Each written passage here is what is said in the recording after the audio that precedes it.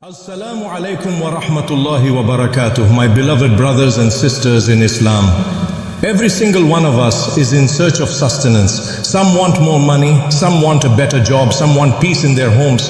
But let me remind you, true wealth is not just in the numbers you see in your bank account. True wealth is when Allah places barakah in what you have.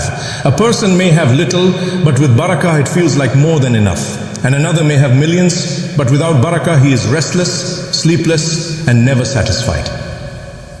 Today I want to share with you something very special, a practice rooted in the Qur'an, something that our scholars have reminded us about again and again. If you recite this Quranic verse 11 times after Fajr, not only does Allah bless your wealth, but your children and your grandchildren will swim in the barakah of that blessing. Imagine your good action today could become a river of sustenance for your generations tomorrow. My brothers and sisters, the Qur'an is not just a book we recite when someone passes away. It is a book of life. Within it are secrets to happiness, healing, success and prosperity. Allah Himself tells us in the Qur'an, this is a blessed book which we have revealed to you so that they may reflect upon its verses and that people of understanding would be reminded. Surah Sad 38:29. Do you see, the Qur'an is a book of blessings, but sadly many of us treat it as decoration on a shelf, wrapped in cloth, opened only in Ramadan. Yet it holds treasures beyond imagination. Let me ask you, have you ever wondered why some people, even with very little income, always seem content and peaceful? And why others, despite having so much, are drowning in debts, stress, and sleepless nights? The difference is simple: barakah from Allah. And that barakah can be unlocked when we connect with His words. The verse I will share with you today, if recited with sincerity after Fajr just 11 times, has the power, by Allah's permission, to bring rizq into your life and into the lives of your children and grandchildren. Stay with me until the end, because not only will I reveal this verse, but I will also explain why it works, how it transforms your life, and what practical steps you can take today to ensure that your wealth becomes a source of happiness, not misery. So let us begin this journey together. My beloved brothers and sisters, before I share this powerful verse, let us remember something very important. Rizq comes only from Allah. No boss, no company, no business, no government controls your sustenance. Allah says clearly in the Qur'an, and there is no creature on earth except that upon Allah is its provision, and He knows its place of dwelling and storage. All is in a clear register. Surah Hud, chapter 11:6. This means your salary, your profits, even the food you eat today. It was written for you by Allah long before you were born. Subhanallah. Now the verse that many scholars highlight for unlocking wealth and barakah is found in Surah At-Tawbah 9:1 and 29.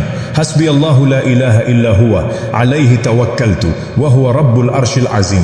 Allah is sufficient for me. There is no God but Him. In Him I place my trust, and He is the Lord of the mighty throne. When you recite this verse 11 times after Fajr with full conviction and reliance upon Allah, it is like declaring to the world, I don't depend on my wealth, my job, my contacts or my skills. I depend only on Allah. And when you truly depend on Allah, He opens doors you never even imagined.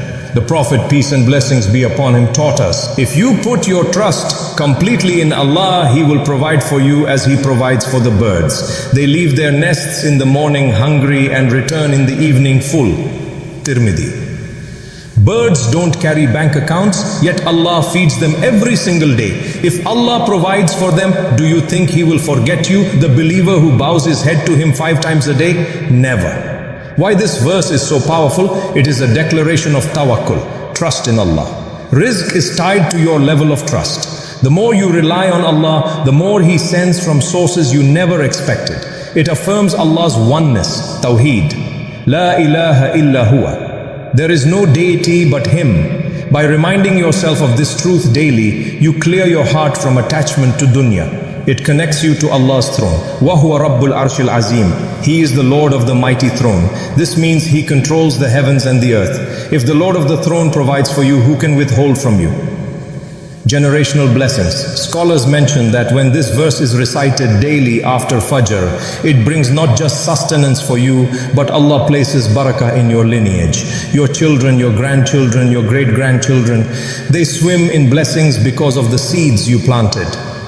Think of it like planting a tree. You water it today, and for years after you're gone, people will continue to benefit from its shade and fruits. Likewise, your recitation of this verse builds shade and fruits for your generations. There are countless stories of Muslims who lived by this verse. A poor man once said, "I had nothing in my pocket, but I had this verse in my heart. I kept reciting it, and Allah brought me work, food, and peace that I never thought possible." Another scholar narrates that a merchant would never start his day without reciting it after Fajr. His business always thrived while others struggled. Led not because he was smarter, but because he placed his trust in Allah first. My beloved brothers and sisters, if you want to benefit, after praying Fajr, sit quietly. Close your eyes for a moment and think, Allah is my provider. Recite Hasbi Allahu la ilaha illa huwa, alayhi tawakkaltu, wa huwa rabbul arshil azim 11 times. Don't rush, feel the words, believe them. Then go out into the world and work hard, because tawakkul is not laziness. Tawakkul is tying your camel, locking your shop, doing your best, and then leaving the results to Allah. Imagine this. You wake up early, pray Fajr, recite this verse, go to work, and throughout the day, doors begin opening for you. Opportunities, unexpected money, kindness from people, ease in business. That's how Allah blesses a believer who trusts Him. My brothers and sisters in Islam, if there is one thing I want you to carry in your heart today, it is this: Allah is enough for you.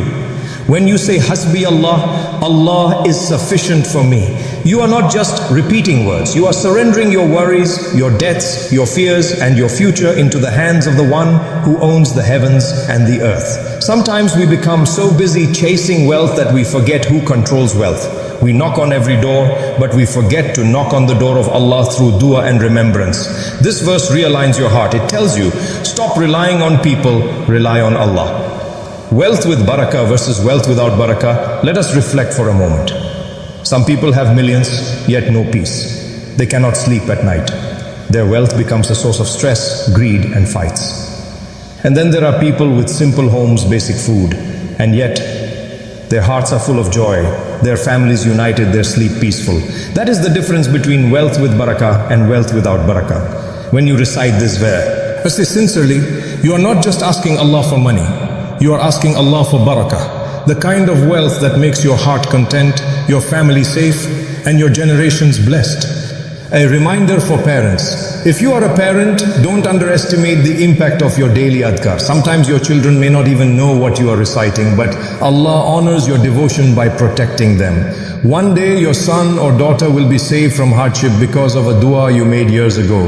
This is why scholars say the recitation of a believer today becomes the protection of his generations tomorrow. Subhanallah. How to start today? Commit yourself. From tomorrow, never miss Fajr. Even if shaitan whispers, fight your sleep, get up and start your day with Allah. Recite this verse 11 times with conviction. Please don't make it a routine without feeling. Each time pause and think, Allah is sufficient for me. Work with honesty. Tawakkul is not about sitting idle. The Prophet, peace and blessings be upon him, worked, traded, migrated, struggled, and then left the results to Allah. Follow that example.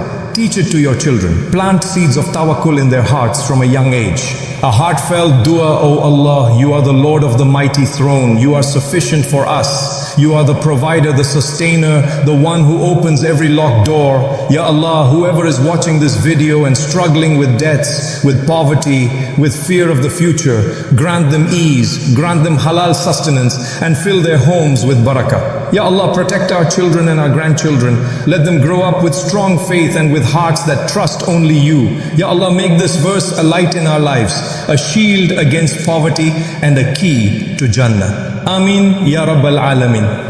And let us share this reminder far and wide. You never know whose life will be changed because you press the share button. Imagine meeting Allah on the day of judgment and finding mountains of reward, all because you reminded someone of His words. So please like this video, comment with Hasbi Allah, share it with family and friends.